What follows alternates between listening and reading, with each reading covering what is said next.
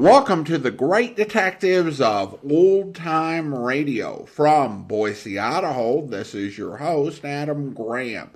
If you have a comment, email it to me, box13@greatdetectives.net. Follow us on Twitter at Radio Detectives and check us out on Instagram, instagram.com/greatdetectives. If you're enjoying the podcast, please follow us using your favorite podcast software. Today's program is brought to you in part by the financial support of our listeners. You can support the show on a one-time basis by mailing a donation to Adam Graham, P.O. Box 15913. That's P.O. Box 15913, Boise, Idaho 83715. And you can also become one of our ongoing Patreon supporters for as little as $2 per month by going to patreon.greatdetectives.net. I want to welcome our latest Patreon supporter. Thank you so much to Mary, supporting the podcast at the rookie level of $2 or more per month. Thank you so much for your support, Mary. Now it's time for this week's episode of Dragnet. The original air date, August 3rd, 1950, and the title is The Big Dare.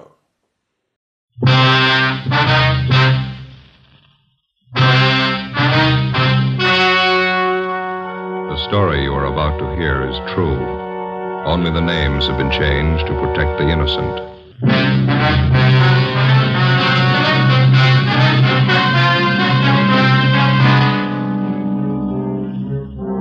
You're a detective sergeant.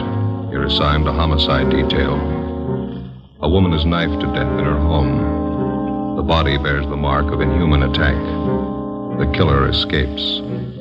Your job, get him.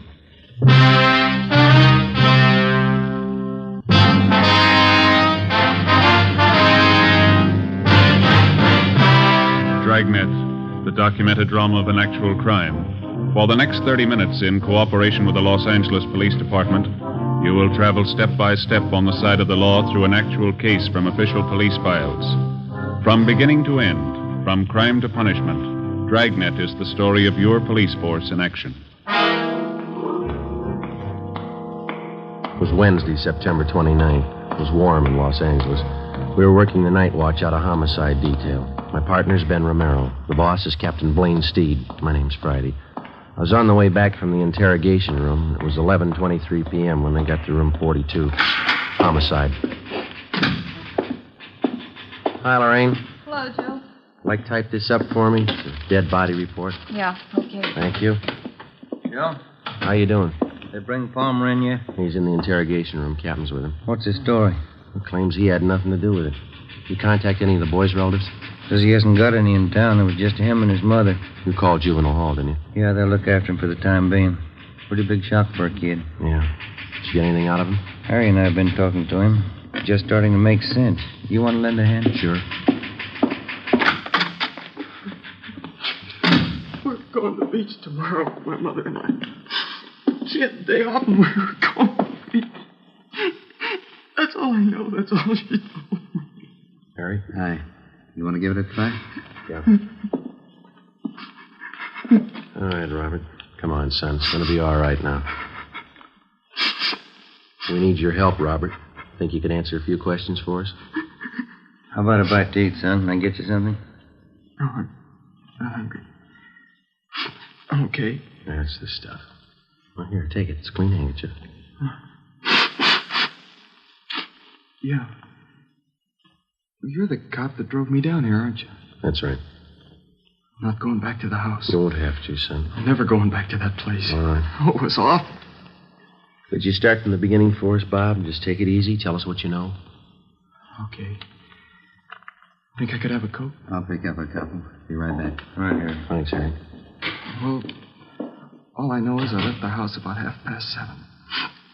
Mom gave me the money to go to a show. Was she alone in the house when you left? Yeah, that's right. We had dinner and then I went to the show. You usually go to the show on school night, son? No, but Mom asked me if I wanted to go. She gave me the money. Double feature. She told me to stay for both pictures. Mm-hmm. She usually tell you that? No, she always said to just stay for one picture. She didn't want me coming home so late. Was she expecting anybody to visit her? I mean, after you'd gone? She didn't say so. She just told me to stay for both pictures, that's all. What time did the movie let out? Almost 11 o'clock. Pretty late, so I went straight home.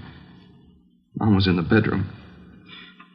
She was on the floor. There was this knife, this big knife. What'd you do then, son? I ran outside, hollered. Wallace's came over from next door. Went inside and looked, and then they called the cops. That knife you saw in the bedroom. There was blood on it, all over it. It was terrible. Did you ever see the knife before? Yeah. Yeah, Roy gave it to my mom last year. It's a bowler knife. Who is this Roy? Mom's boyfriend. One of them. He's in the Navy. Was he at your house tonight? I told you, it was just Mom and I. Roy had a fight with Mom about 2 weeks ago. He said he didn't like her having other boyfriends, and they had a fight. They argued, is that what you mean? Yeah. And once Roy slapped my mother. You want one of these, Joe? No, thanks, Harry. Okay. There's your Coke, Rabbit. Oh, yeah. Son, did you know most of your mother's friends? Most of them, yeah. Can you think of any of them who might have wanted to hurt your mother? I don't know. Roy Palmer, maybe. He was mad at her. He's the only one I can think of. I don't know. I don't want to think about it anymore. All right, son. We won't bother you anymore tonight. Thanks a lot. Yeah. Ben. Mm-hmm. You want to follow through with Juvenile Hall, see if the boy's taken care of. Okay. You going to be in the interrogation room? Yeah, I got a few more questions for Roy Palmer. Right. Check you later. Okay.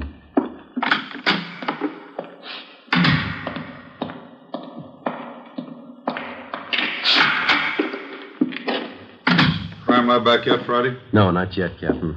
Just talked with the Reynolds boy. Yeah? Can't believe anything that kid tells you. He's a liar. He hates me.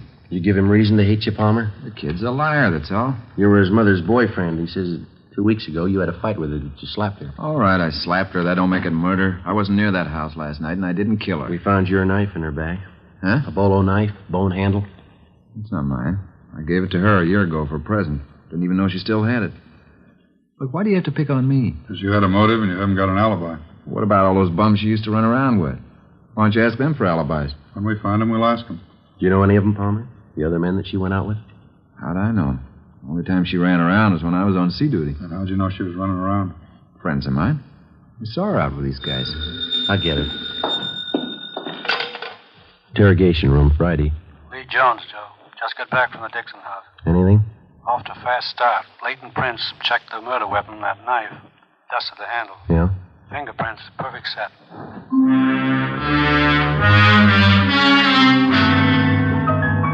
Captain Steed and I took the suspect, Roy Palmer, down the hall and had his fingerprints taken. At the same time, across the street in the crime lab, a set of fingerprints were lifted from the weapon which had taken the life of Mrs. Betty Dixon. The 2 sets of prints were checked and rechecked. They didn't match. Every object in the murder house was gone over for fingerprints and further evidence. Roy Palmer's fingerprints were on none of them. He was released pending further investigation. The only suspect in one of the most savage murders in the history of the city was free. The next morning, Captain Steed and I met with Chief of Detectives Thad Brown. How about the dead woman's son? Did you talk to him again? Well, Romero's with him now. He's taking down a list of all the people that his mother knew, friends, neighbors, everybody. No luck yet with a set of fingerprints? No, we've got no record on him. Checking him through Washington, we ought to get a kickback pretty soon. Set of prints and a piece of envelope. That's physical evidence, huh? Yeah. One of the top corners off an envelope. It had a postmark on it, Sonoma. Sonoma. Tie in with anything yet? No, not so far. Might turn up when we start checking the victim's friends. They posted the body this morning. She saw this coroner's report. Yeah, I did. I don't have to tell you, you're not after an ordinary killer. 23 knife wounds. Revenge motive, maybe. Yeah. The reaction of the dead woman's neighbors, that's what's got me stopped. No one heard a thing?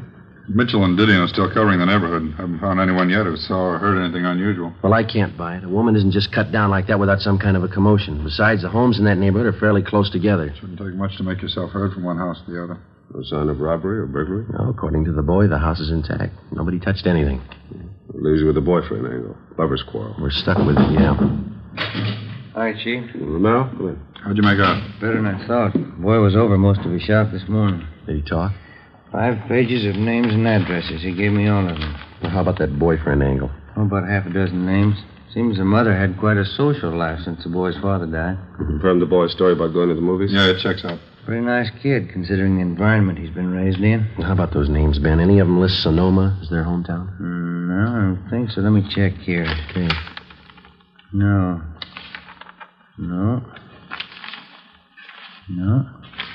Huh? No, none of them. All right, you better start digging into that list.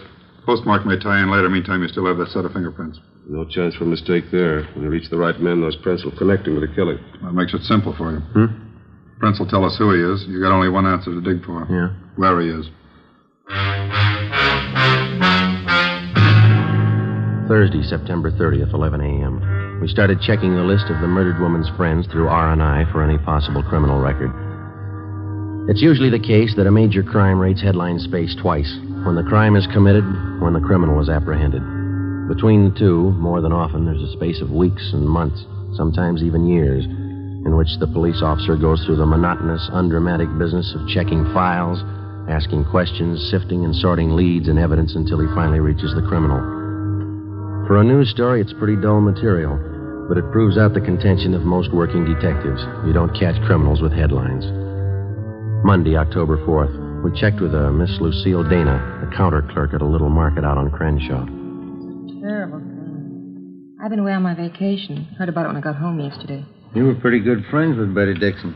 That right, Miss Dana? Yeah, pretty close. Oh, excuse me a minute. I'll take care of this customer. Yeah, all right.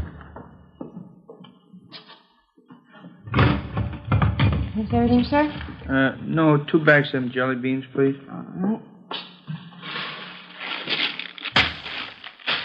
Okay, that's all. That's 19, 87, 9, 87. This is not marked. Just a minute. Tommy? Yeah. Number 2 corned beef. How much? Just a minute. 67. Thanks.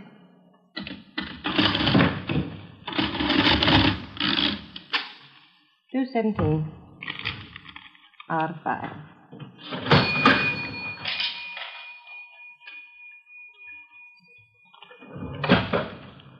$2.17, $2.20, $25, $50, $3, $4, $5. Mm-hmm.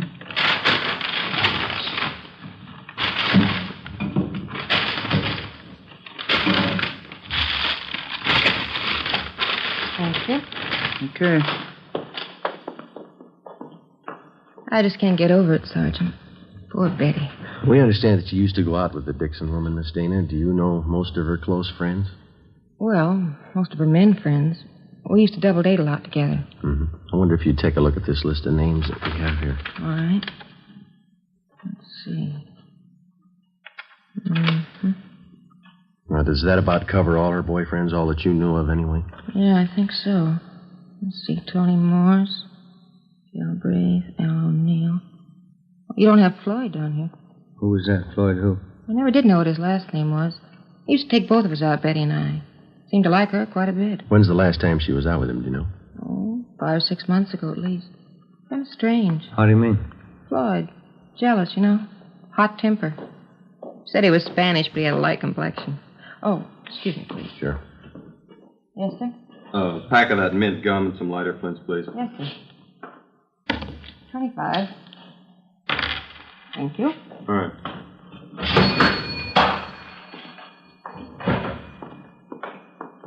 Could you describe this Floyd for us, Miss Dana? Well, he was kind of fresh and conceited in some ways. He was attractive. A lot of fun. How about his physical appearance, weight and height? About 6 feet, I'd say. Nice build. 180 pounds, I guess. Mm-hmm. Dark hair, dark brown eyes. Good dancer. How'd he and Miss Dixon get along? Oh, I don't think he did. Floyd and Betty used to fight all the time, but she used to fight with Roy Palmer, too. I don't think Floyd did it. Is he in town now, do you know? No, I don't. As I say, last time I saw him was 6 months ago. Would you know if Mrs. Dixon saw him recently? She did. She didn't tell me. You have no idea, then, where we could get in touch with this Floyd? Well, no, I don't. He's from up north originally. Is that so? Yeah, Sonoma. Ben and I went back to the office and got off a teletype to the Sonoma Police Department along with a description of the suspect named Floyd. Then we checked with the 16-year-old son of the murdered woman. He remembered the man called Floyd, and essentially his description of the suspect checked out with that given us by his mother's friend, Lucille Dana. 3 p.m. We met with Lieutenant Harry Didion and Captain Steed. You want to fill him in, Didion? Finally got in touch with the dead woman's next-door neighbors. Name's Conroy. Get anything out of him? They seem to be the only ones who heard anything the night of the murder. What they had to say? Let's see. Yeah, they saw Mrs. Dixon's son Robert leave the house about 7:30 the night of the murder. And nothing till 8:30. Yeah. They heard loud pounding on the back door of the Dixon home. The door finally opened. They heard an angry woman's voice invite the person in. A man? Yeah. Any description? Not much. He was tall, good build. Not much, Jack. Go on. Neighbors said it was quiet then for about an hour. And they heard a woman crying, said it sounded like Mrs. Dixon. They make out any of the conversation? I got it right here. About 9:30, they heard Mrs. Dixon, a lot of loud talking. She said, "Why don't you kill me then, Floyd? Put me out of my misery." Mm-hmm. Anything else? They said it was quiet between 9:30 and 10. And they heard something that sounded like the thud of a body falling on the floor, a piece of furniture overturned. No screams for help. Funny, but the neighbors say no. The only other thing they heard was Mrs. Dixon. Here's a quote. She said, "Do a good job, finish me off." None of the neighbors thought of calling the police. Well, they told me they didn't want to get mixed up in a family fight. None of their business. She had quite a few men visitors. That's all of it, huh? No, one more thing. I guess this is what made the neighbors think everything was all right. About 10:15, they heard a man's voice, couldn't make out any words. Then they heard Mrs. Dixon say, "Please kiss me goodbye." Mm-hmm. A few minutes after that, they heard someone leave for the back door. They see him? Not very good. They think it was the same man they saw go in. Pretty tall, good build. That's it. Where does it leave us? Pretty weird. I'll buy that. Oh, I don't know. She was supposed to be a sane woman. She'd have to be pretty drunk to ask a man to kill her. The man would have to be pretty drunk to take her up on it. Why the killer used that bolo knife on the victim. That piece of envelope we found by the body. Yeah, it was postmarked Sonoma. There's a state mental hospital up there. Just a hunch. Maybe we're dealing with a maniac. 4 p.m. Monday. R&I could give us nothing because of the meager description. Ben and I checked out of the office and went over to the state building to the Department of State Institutions. First, we checked the name Floyd through the files, using it as a last name, then as a first name. We failed to connect. Either the names didn't fit the description of the suspect, or they were elderly men still confined to the institution at Sonoma. We checked through the files using Floyd as a middle name. We came up with 2 recent parolees from Sonoma. Both matched the description almost perfectly. Both had the middle name of Floyd. We checked out the first one, Charles Floyd Johansson. We found out that he'd been returned to Sonoma almost a month before. The second parolee still had his freedom. We took a set of his fingerprints back to the office and had them checked out with a set of prints found on the murder weapon. How's it shape up, Joy? Richard Floyd Coleman. That the right name? Yeah. Any make? He's your killer.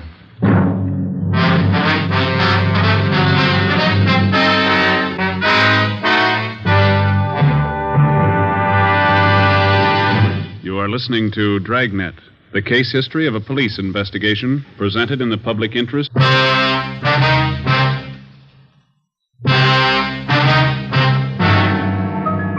Monday, October 4th, 7 p.m. We got on an APB and a radiogram on Richard Floyd Coleman. We checked DMV for possible auto ownership. From his record, we found that he had been confined twice to the state mental hospital at Sonoma. The first time for a period of 2 years, the second time for 14 months. Hospital files showed us that on both occasions he had been committed by his older sister, Evelyn Coleman, his only living relative. Her address was listed as 5640 Upper Terrace, an apartment court in the East Wilshire district. We drove out to question her. In one of her apartment windows was a hand-lettered sign, Seamstress, dresses made to order, Evelyn Marie Coleman. She turned out to be a tall, quiet girl in her 30s, gray eyes, brown hair. She worked on the sewing machine while we talked with her. I'm sorry to be so rude, Sergeant, but I have to have this blouse ready by 2 this afternoon. Miss Tyler's coming to call for it. That's perfectly all right, Miss Coleman. Exactly. What was it you wanted to know? It's about your brother, Richard. Oh, anything wrong? No, we're just checking, that's all. We'd like to talk to him. What about? Routine check. We understand he spent some time up at Sonoma. Yes, he did. Richard's had a hard time of it. Doctors don't seem to know the trouble. Poor Richard, he's so mixed up. You're his only living relative? Yes, I am. Folks died when we were both young. Practically raised Richard myself. Have you seen your brother lately, Miss Coleman? No, not lately. Why? You any idea where we might contact him? Well, no, I don't. You see, he travels around the state a good deal. Oh, is he working? No. Oh, but he writes from time to time. Oh, what was it you wanted to see him about, Sergeant? With just routine questioning, we like to talk to him. Oh. Where was he when you last heard from him, Miss Coleman? Well, couldn't you tell me what you want to see him about? We just like to question him, that's all. Well, what about? You can tell me. Is your brother in the city now? Oh, I don't know. I just got back. I haven't heard from him in 2 weeks. Almost 3 weeks. Does he usually stay here when he's in town? Well, sometimes, yes. Is Floyd in some kind of trouble? Is that the name he usually goes by, Floyd? Well, most of his friends call him Floyd. Why? You think he might be staying with one of his friends here in the city? He might be. I don't know. Look, Sergeant, if Floyd's in trouble, you can tell me. I've seen him through lots of trouble before. Not this kind, miss. Women? Oh. Wish there was something I could do. Where was he when you last heard from him? He was in Santa Barbara. He wrote me. Please, Sergeant, why do you have to see Floyd? Excuse me. Yeah, sure. Hello? Oh, yes, Miss Tyler. Uh-huh. Well, maybe just a few minutes late. Would 2:30 be all right? Oh, fine, thank you. All right, Miss Tyler, bye. I'll have to hurry. Mrs. Tyler's blouse. Sure, you go right ahead. I really don't make much of a dressmaker, but I'm saving up. I'm going to buy a place in the valley farther out. Be fine for Floyd and me. Be awfully good for him. Floyd has to get away from the excitement. He's awfully nervous. Say, Miss Coleman. Sergeant? Are those your brother's suitcases in the alcove back there? Yes, they are. They've been there for a month. I keep his odds and ends for him. I'm sure he hasn't been here in the past month. Oh, yes, I'm sure. Please, Sergeant, why don't you tell me the truth? I've been through this before. There's trouble with Floyd. What is it this time? It's pretty bad. Well, what is it? We want to ask him about a murder. Oh, no, he wouldn't do that. You sure it was Floyd? We'd like to talk to him.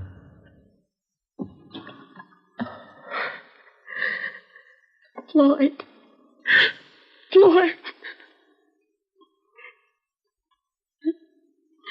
It didn't have to happen. I was going to buy a place in the valley. Floyd would have liked it there. I was going to take care of him out in the valley. Do you have any idea where we could find him, Miss Coleman? No, I don't. I don't know where he is. Santa Barbara, that's the last I heard. I've been worried about him. If he was in the city, would he come here to stay, ma'am? Well, he did before, yes, but I don't know about now. Does he have a car? No, not that I know of. No, I don't know what he's living on. He doesn't have any money. Who was the woman? Mrs. Dixon. Seems to know your brother pretty well. Oh, boy. You better grab that, Ben. Yeah, all right. Hello. Yeah. That's all right. Thank you. Yeah. Mrs. Tyler, she'll pick up her blouse tomorrow.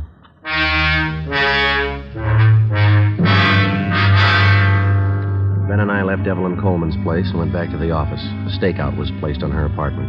2 days went by. Nothing happened. Despite the fact that the suspect's sister had promised to cooperate fully with us in locating her brother, a team of men was assigned to follow her wherever she went as insurance against any possible slip-up. As far as we were concerned, no precaution was out of reason. A maniac was on the loose in the city, the same maniac who had murdered the Dixon woman. He'd done it once, and if the urge was there, he'd do it again. We sweated out the next 3 days. On the afternoon of the 6th day, we got an urgent call from one of the parole officers in the State Institutions Department, a Miss Gertrude Vaughn. Ben and I went over and checked with her. Call came in about 20 minutes ago, Sergeant. Man's voice. What do you have to say? He wanted to talk to me about the Betty Dixon case. Seemed nervous. You say he knew anything about it? I didn't want to frighten him off asking too many questions. I got the idea he had something he wanted to get off his mind. Well, did he mention anything specific? I mean, names, places, anything like that? No, but I got the impression he knew quite a bit about the case. What else? He promised he'd be here by 4 o'clock. Said he'd be ready to talk. Mm-hmm. Well, it's 2:45 now. All right, Ben. Okay. Pull up a chair. We waited. 3:15, 3:30, 3:45. No sign of the anonymous caller. 4 p.m. Still no sign. We waited. At 4:30, the office door opened and a tall, thin girl with brown hair came in and walked straight toward the desk of Parole Officer Gertrude Vaughn. We saw Miss Vaughn motion the girl across the room toward us. It was Evelyn Coleman. Sergeant. Miss Coleman? How are you? I know where Floyd is. I'll take you to him.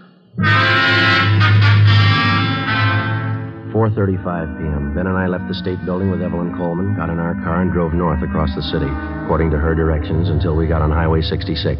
We continued driving north out of the city. Evelyn Coleman sat quiet in the back seat, looking at her hands folded in her lap. Except for directions, she said nothing. Approximately 3 miles out of the city, she directed us off onto a county highway. We drove east for a few miles, then we turned north onto an unpaved road lined with eucalyptus trees. We'd gone a little less than a mile when she directed us to pull up. We can walk the rest of the way. Okay. It's not far. All right. This way. Your brother been out here all this time? He didn't tell me. He called this morning. Supposed to get himself up. What happened? I don't know. He's worse now, I think. Could hardly understand him on the phone. Doesn't make sense. Is he alone now? He was when I left him. We go across this field here. Okay. Yeah. Is your brother armed? No. That it over there? Yeah. Shack by the trees. You'll see he's treated right. Yes, ma'am. We'll see to it.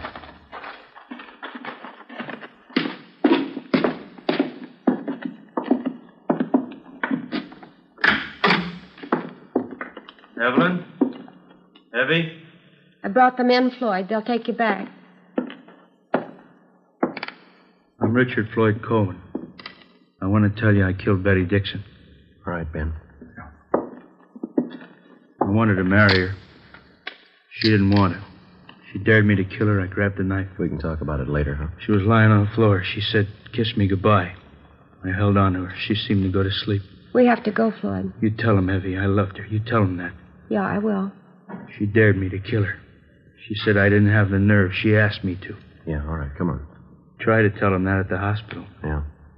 I'm not crazy.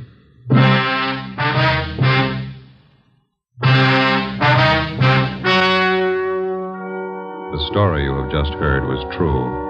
Only the names were changed to protect the innocent. On December 4th, trial was held in Superior Court, Department 86, City and County of Los Angeles, State of California.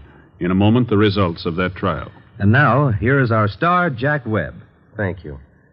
To prove a suspect's guilt or innocence, as in tonight's case, the working detective spends many a long hour with the man in question. In the interrogation room, the crime lab, with his friends, his enemies. Gets to know his man well.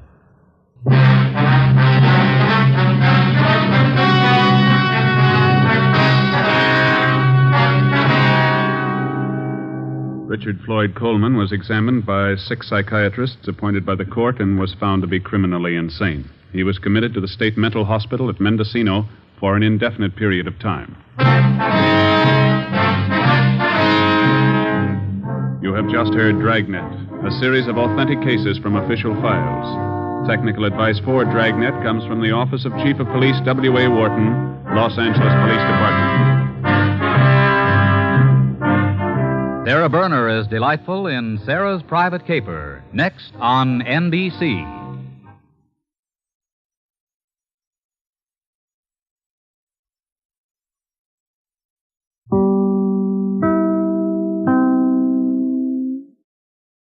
Welcome back. Well, in the end, the solution of the case came down to a very unfortunate mix of an intoxicated victim and a mentally unstable killer, leading to a tragedy. And it's probably a case that would have been considered unbelievable as fiction, but I think as something that actually happened, it was very credible. All right, well, now it's time to thank our Patreon supporter of the day, and I want to go ahead and thank David. David's been one of our Patreon supporters since March of 2021, currently supporting the podcast at the Chief of Detective level of $30 or more per month. Thank you so much for your support, David. And that will actually do it for today. If you're enjoying the podcast, please follow us using your favorite podcast software, and be sure to rate and review the podcast wherever you download it from. This This weekend, check out Public Domain Video Theater over at videotheater.greatdetectives.net. And on our YouTube channel, we have an episode of Racket Squad this week. And we'll be back next Saturday with another episode of Dragnet. Join us back here tomorrow for our 4,500th episode special where... Buenas noches, Senor Kennedy. Evening. Any messages for me? No, Senor. You sure? No phone calls? No, Senor, I am sorry. Get me Miss Eve Coleman at the Hotel Cuevas. Of course. You take it in your room, Senor. I'll take it here. Momentito, Senor. Senor, you sure you don't want... Stick around, Pepe. Hola, por favor, la señorita Coleman está aquí. Senor Kennedy, you said Senorita Eve Coleman. That's what I said. La señorita Coleman. Gracias. I am sorry, Senor, but there is no one registered there by that name. Senor. All right. I hope you'll be with us then. In the meantime, send your comments to box13 at greatdetectives.net. Follow us on Twitter at Radio Detectives and check us out on Instagram, instagram.com/greatdetectives. From Boise, Idaho, this is your host, Adam Graham, signing off.